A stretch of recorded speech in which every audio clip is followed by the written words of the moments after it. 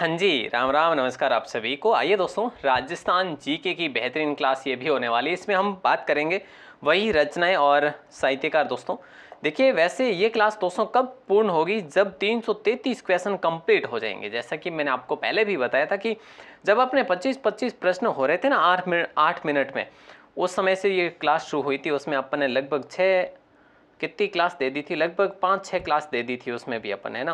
तो उसके बाद ये कंटिन्यू अपन 50-50 प्रश्न पढ़ेंगे और 50-50 प्रश्न करके, यानी कि 15 मिनट में 50 प्रश्न दोस्तों बहुत सुपरफास्ट करेंगे और एडवांस भी देखेंगे। साथ साथ में आप नोट्स भी बनाइएगा साथ में, ताकि आपको और भी फायदा हो।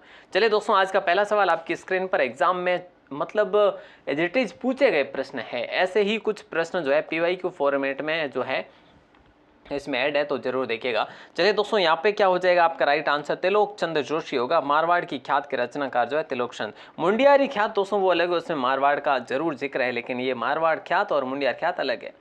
साहित्य अकादमी पुरस्कृत कृति पग फेरो जो रचना है ना, ये पग फेरो रचना दोस्तों किसकी है?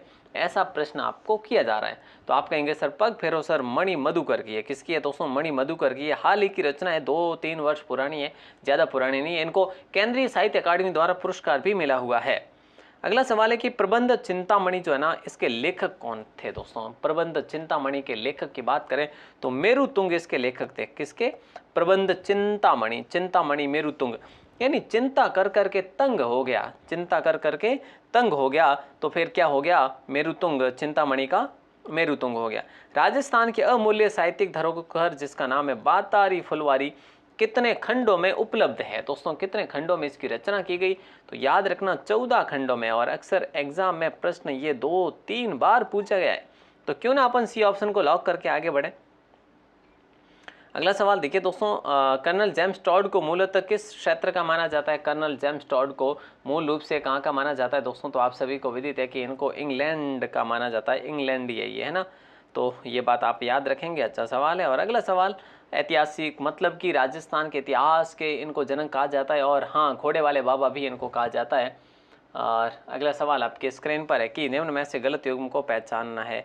बताइए दोस्तों, गलत युग्म आपको पहचानना है, इनमें से क्या होगा? वंश भास्कर हेमरतन, यही गलत है। कानड़ प्रबंध पद्मनाभ वीर विनोद श्यामलदास हमीर माकव नयन चंद्र। लेकिन लेकिन लेकिन देखिए, वंश भास्कर सूर्यमल मिश्रण के द्वारा लिखा गया। वीर सतसई राम रंजाट, है ना, और ये सारे इन्हीं के द्वारा लिखे गए। ललित विग्रहराज का लेखक कौन था दोस्तों? ये आपको बताना है। कमेंट करके बताइए जल्दी से, क्या होगा राइट आंसर? आप कहेंगे सर इसका राइट आंसर तो हो जाएगा सोमदेव। ऑप्शन सी को लॉक करेंगे। बड़ा शानदार लाजवाब क्वेश्चन था। और अगला सवाल देखिए, अगला सवाल है कि कौन सा महाराणा कुंभा द्वारा रचित ग्रंथ नहीं है? बताइए जरा, कौन सा महाराणा कुंभा द्वारा रचित ग्रंथ नहीं है? बताओ जरा। आप कहेंगे सर प्रसाद मंडन को लॉक करेंगे हम, तो ऑप्शन बी को, बी ऑप्शन जो है राइट आंसर हो जाए। क्योंकि देखो प्रसाद, देखो सूड प्रबंध संगीत राज रसिक प्रिय कुंभा के, और प्रसाद मंडन किसका पता है ना आपको कि ये सर मंडन का, इनके दरबारी कवि का है। अगला सवाल, राजस्थान में पवाड़ा का मतलब क्या होता है? पवाड़ा, पवाड़ा है ना, पावड़ा या पवाड़ा का मतलब होता है लोक कथा दोस्तों। क्या होता है? लोक कथा। ऑप्शन सी आप सभी का करेक्ट आंसर होगा, लॉक होगा। अगला सवाल, मनु भंडारी को 18वां व्याकरण सम्मान पुरस्कार प्राप्त हुआ, किस उपन्यास के लिए हुआ दोस्तों मनु भंडारी को?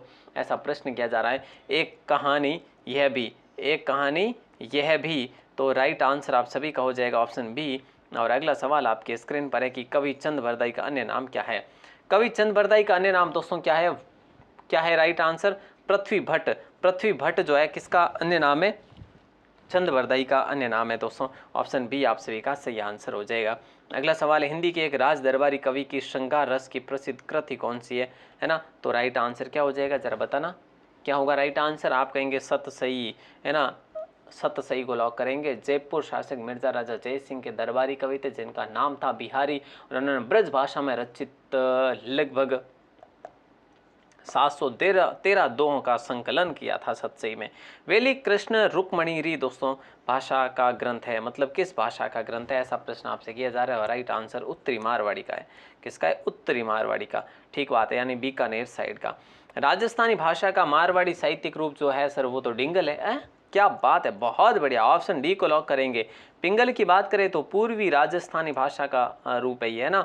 ओके। और यहाँ पे अगर हम बात करें डिंगल चारण कवियाँ, है ना, बिल्कुल सर बताएं हमें। चलो बढ़िया, अच्छी बात है भाई। संगीत रत्नाकर के रचनाकार है, संगीत रत्नाकर के रचनाकार है। क्या प्रश्न है, शारंग देव है, शारंग देव है ना। तो राइट आंसर आप सभी का ए ऑप्शन हो जाएगा। अगला सवाल है कि नीले घोड़े पर सवार नामक रचना किसकी है? नीले घोड़े पर सवार रचना है राजेंद्र मोहन भटनागर, राजेंद्र मोहन भटनागर की रचना है। राइट आंसर आप सभी का हो जाएगा ऑप्शन बी को लॉक करेंगे। और अगला सवाल है कि राजस्थानी भाषा के विद्वान और राजस्थानी में रामायण के रचनाकार की बात करें तो हनुमंत किंकर हो जाएगा। हनुमंत किंकर को लॉक करेंगे दोस्तों, ऑप्शन सी को लॉक करेंगे। अगला सवाल देखिए, ये सवाल लाइब्रेरियन एग्जाम 2023 में पूछा गया दोस्तों। ये बहुत अच्छा सवाल है। भरतपुर बर्ड पैराडाइज पुस्तक के लेखक कौन है? राइट आंसर आप सभी का हो जाएगा मार्टिन इवांस है दोस्तों, ऑप्शन सी को लॉक करेंगे। और देखो उस टाइम ये पहला सवाल था, पहला प्रश्न था, एग्जाम में पूछा गया। तो ऐसे ही प्रश्न एग्जाम में पहली बार आते हैं और अपन को पता नहीं रहता, लेकिन अब जो है ऐसा नहीं होगा साहित्य में, क्योंकि साहित्य में अपन पढ़ रहे हैं 333 प्लस प्रश्न विद एडवांस, है ना। ओके, तो राजस्थान की सबसे प्राचीन और विश्वसनीय ख्यात कौन सी है? तो आपको पता है मोणोत्नयन सिर ख्यात है, ऑप्शन बी को आपने लॉक कर दिया, बिल्कुल सही आंसर है। अगला सवाल देखिए, वाद साहित्य से तात्पर्य क्या है या फिर आशय क्या है दोस्तों, ऐसा प्रश्न आपसे किया जा रहा है। और राइट आंसर आप सभी को बताने की कथा या कहानी से।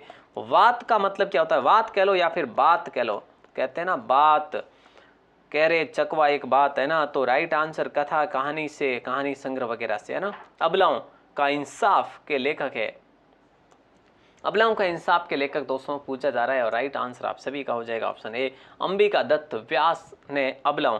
अबला से अंबिका याद रख लोगे ना? बिल्कुल सर, रख तो लेंगे। चलो फिर क्या चाहिए? राज रूपक के लेखक है दोस्तों। इनमें से राज रूपक के लेखक कौन है? तो ऑप्शन सी को लॉक करेंगे, वीर भाण। राज रूपक वीर भाण है दोस्तों, ये भाग नहीं है, भाण है, ठीक है। तो कैसे याद रखेंगे? राज करता कौन है? वीर। वीर जो है ना क्या करता है? राज करता है दोस्तों। तो याद रखना, राज रूपक में किसका वर्णन है? अभय सिंह, जोधपुर के राजा अभय सिंह और गुजरात के सूबेदार शेर बुलंद खान की लड़ाई का वर्णन देखने को मिल जाता है इसमें। और अगला सवाल है, अचल दास खींची रे वचनिका के लेखक। दोस्तों ये अचल दास खींची कहाँ के थे? बोले सर गागरोन के थे। तो राइट आंसर शिवदास गार्डन ने लिखी थी अचल दास खींची रे वचनिका। भरतेश्वर बाहुबली घोर, है ना। तो राइट आंसर वज्रसेन सूरी को लॉक करेंगे, है ना। भरतेश्वर बाहुबली घोर, राइट आंसर वज्रसेन सूरी को लॉक कर देंगे, ऑप्शन डी।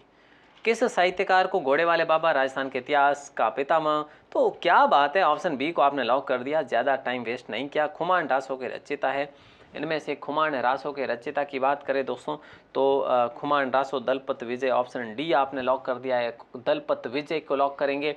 पप्पा रावल से लेकर राज सिंह तक का वर्णन है मेवाड़ के राजाओं का इसमें।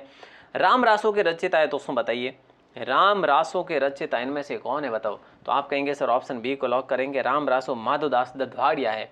राम रासो में जो है ना राम कथा पर आधारित है, 1000 से भी अधिक छंदों का वर्णन इसमें है, वैसे याद रखिएगा। अगला सवाल आपकी स्क्रीन पर है, क्या पूछा है देखो, अमर काव्य वंशावली के रचनाकार की बात हो रही है। तो अमर काव्य वंशावली के रचनाकार की बात करें तो ऑप्शन अपन लॉक करेंगे भैया, अमर काव्य वंशावली किसको करें बताओ जल्दी से? रणछोड़ भट्ट को कर ले क्या? हाँ जी सर, रणछोड़ भट्ट को कर लिया आपने लॉक। और राज विनोद के रचयिता दोस्तों, वीर विनोद अगर पूछा जाए तो क्या करेंगे सर? वीर विनोद तो हम करेंगे सर श्यामल दास, ठीक बात है। तो राज विनोद का क्या करेंगे सर? सदाशिव भट्ट, सदाशिव भट्ट, शिव भट्ट है ना, विनोद में रहते हैं भगवान शिव, ऐसे याद रख सकते हैं। हमीर महाकाव्य के रचयिता की बात करें तो कितनी बार ही हमने पढ़ लिया, नयन चंद्र सूर्य हो जाएगा। विग्रहराज चतुर द्वारा रचित ग्रंथ कौन सा है? बोले सर ललित विग्रहराज हो जाएगा, हैं? ललित विग्रहराज सही बात है क्या? एक बार बताइए क्या ये सही बात है? नहीं सर, विग्रहराज चतुर्थ के द्वारा लिखी गई हरि के लिए नाटक है ये नाटक। इसमें शिव और अर्जुन के युद्ध का वर्णन देखने को मिल जाता है। और ललित विग्रहराज की बात करें तो सोमदेव ने लिखा था। और बीसल देव रासो की बात करें तो नरपति नाला ने लिखा था। पृथ्वीराज रासो की बात करें तो किसने लिखा दोस्तों? चंद्रभरदाई ने लिखा था। तो ये बातें आप याद रखेंगे अच्छे से। और अगला सवाल, कन्हैयालाल सेठिया को उनकी किस कृति के लिए सूर्यमल मिश्रण शिखर पुरस्कार मिला? तो कन्हैयालाल सेठिया को मिला और ये मिला शबद, है ना, ऑप्शन डी। बाकी ये सारी की सारी जो रचनाएं है ना, ये सारी रचनाएं जो है इन्हीं की है, सारी कृति जो है किसकी? कन्हैयालाल सेठिया की ही है। ओके सर, याद रखेंगे, हाँ जी याद ही तो रखना है। हबीब तनवीर का चरण दास चोर नामक नाटक मूल रूप से किसके द्वारा रचित एक शास्त्रीय राजस्थानी लोक कथा का रूपांतरण है दोस्तों? तो याद रखना ये विजय दान देथा का है या फिर किसका है सर? बिल्कुल सर, विजयदान देथा का है। ऑप्शन डी को आपने लॉक कर दिया। नसमल जोशी का नहीं है बल्कि विजयदान देथा का है। अगला सवाल, निम्न में ऐसे कौन सी कविता सुनने के बाद महाराणा फतेह सिंह ब्रिटिश वायसराय से मिलने के लिए दिल्ली यानी कि दिल्ली दरबार में गए ही नहीं थे? ये वो चेतावनीरा चुंगटिया है ना, चेतावनीरा चुंगटिया, केसरी सिंह बारठ, तेरा सोरठे। अगला सवाल, हमीर मदमर्दन नामक साहित्य कृति के लेखक दोस्तों? हमीर जैसे महाकाव्य था वैसे ही मदमर्दन है, यानी हमीर के बारे में इसमें भी है। जय सिंह सूरी ने लिखा था मदमर्दन, है ना। और हमीरायण इन्होंने लिखा था, गाडू व्यास ने हमीरायण, है ना। भाडू लिखो या वाडू व्यास, ठीक है। और चंद्रशेखर ने लिखा था हमीर हट लिखा था दोस्तों, ओके।